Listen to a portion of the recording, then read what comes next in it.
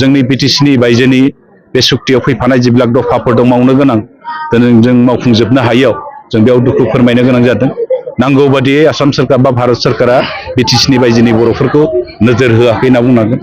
आरो जिबिलाक माहारियारि आफादफोर दङ, जोंनि दैदेनगिरिफोर दङ, जोंनि गेदेर गोलाव सुबुंफोर दङ, नांगौ बादियै बिटिसिनि बायजोनि बर'फोरनि जिबिलाक जेंना बेयाव सुस्रांनायाव नांगौ बादि जों मदद मोनाखै होननानै जों दुखु फोरमायदों।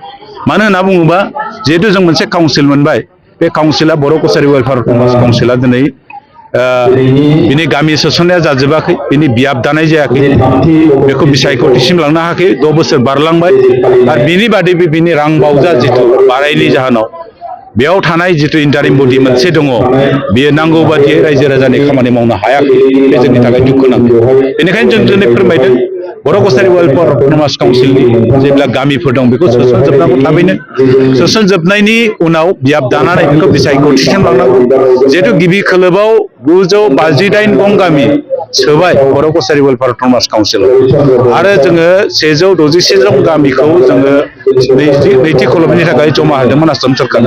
बे दिनैसिम जाना फैयाखै। आरो जोंना जेंना थाबाय मोनसे राभा हासङाव रायजो जानाय बर'फोरनि जेंना मोनसे थाबाय। बिथांमोना बे राभा हासङाव साउथ कामरुप आरो गवालपारा लोगो नांनानै 300निबो बांसिन गामि दङ।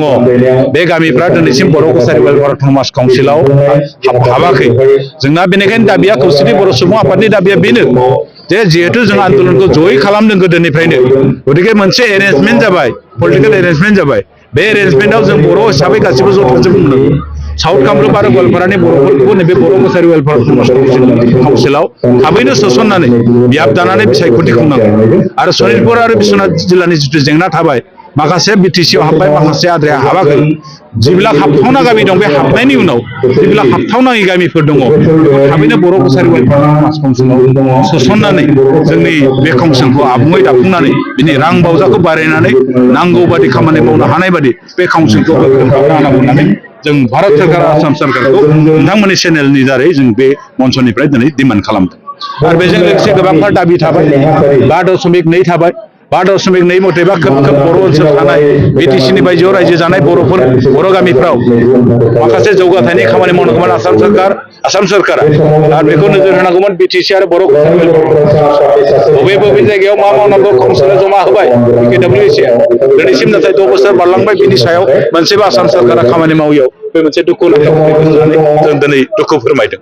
आरो बेजों लोगोसे 5.3 दफा मथे जिबिलाक रिजार्भ ओनसोलाव दङ बर' ट्राइबेल मानसिफ्रा, जिहेतु 2005 मायथाइनि 13 डिसेम्बरनि सिगाङाव जिखुनु रिजार्भ ओनसोलाव थाथों ट्राइबेल मानसिफ्रा, बे मानसिफ्रा हानि मोनथायखौ मोननांगौ। बे हानि मोनथायफोरखौ दिनैसिम होजोबनाय जायाखै। बिश्वनाथाव होजोबनाय जाबाय, सनितपुराव होजोबनाय जायाखै, गुबुन गुबुन जिल्लाफ्राव होजोबनाय जायाखै।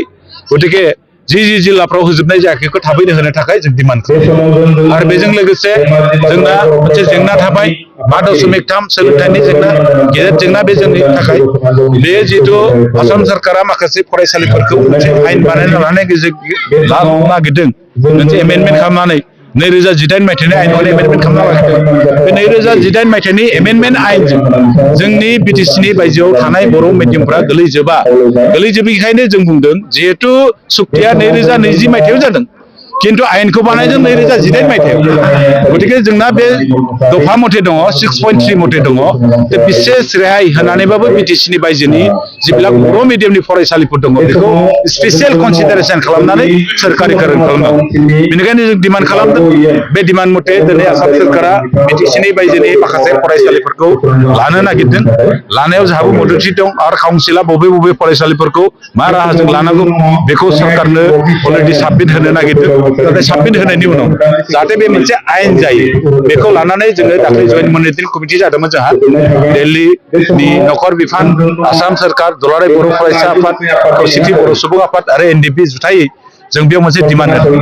बे थाबैनो जोङो नैबे 6.3 नि सायाव सोरखारि लेभेलाव सोलोंथाइ मन्थ्रिखौ लाफानानै सोलोंथाइ बिफाननि गासैबो मावथिफोरखौ बिफानारि मावथिफोरखौ लानानै खौसेथि बर' सुबुं आफाद, दुलाराय बर' फरायसा आफाद आरो बर' थुनलाइ आफादखौ लानानै मोनसे जयेन्ट मिटिं जानानै मोनसे माइनर बानायनांगौ होननानै जोंहा मोनसे डिमान्ड खालामदों आरो बेखौ दाख्लै एस.एन. चौधुरी जिथु सेक्रेटारि एडुकेसन बिथाङा बाथ्रा होदोंमोन दिनैसिम जायाखै गतिके बेखौ थाबैनो खुंना होनांगौ होननानै आरो सोलोंथाइनि जेंनाखौ बिटिसिनि बायजोनिखौ फोजोबनांगौ होननानै जों खौसेथि बर' सुबुं आफादनिफ्राय दाबि दैखांदों। बेनि बादैबो कार्बि आंलंनि जेंना थाबाय, जोंनि हा हुनि जेंना थाबाय आरो 7.1, 7.2 थाबाय, 6 पॉइंट थाबाय, 6.1 थाबाय, कार्बि आंलंनि जेंना दिनैसिम हाजोआरि ट्राइबेल मर्यादा मोनाखै, ट्राइबेल मर्यादा मोनैखाय गोबां खहा जादों, गोबां जेंनायाव गोलैनो गोनां जादों कार्बि आंलं आरो डिमा हासाव रायजो जानाय बर'फ्रा बेखौ थाबैनो मावफुंना होनांगौ आरो 7.1 मथे ट्राइबेल बेल्ट ब्लकनि बायजोआव जेब्ला बर'फ्रा रायजो जानानै दङ ट्राइबेल मानसिफ्रा बिसोरनि हा हुनि रैखाथिनि थाखाय बिसोरनि हा हुनि रैखाथिनि थाखाय मा खालामनांगौ जे मोनसे गोदानै आयेन बानायनांगौ। आयेन बानायगोन होनदोंमोन सोरकारा आयेन बानायनो नागिरदों माने बायजोआव थानाय बर'फोर जेब्ला बर' गामि बा ट्राइबेल गामि दङ दरनै दरथाम गामिजों जेब्ला दङ बेखौ जयै थानाय गामिखौ माइक्र' लेभेलाव बेल्ट आरो दरसे गामि बबेबा हारसिङै दङ बेखौ ब्लक बानायनानै बिनि हा हुनि रैखाथि होगोन होननानै आसाम सरकारा बुंदोंमोन। नाथाय दिनैसो आयेन बानायगोन होनबाय थादों, दिनै आयेन बानायनायखौ जों नुवाखै मा रोखोमै बानायगोन। गतिके बेखौ थाबैनो मावफुंनांगौ होननानै जों खौसेथि बर' सुबुं आफादनिफ्राय दिनैनि बे सुक्तिनि जिथु दिन गोरोबथानि सान बे गोरोबथानि सानाव जों आसाम सरकारनिसिम दाबि दैखांदों।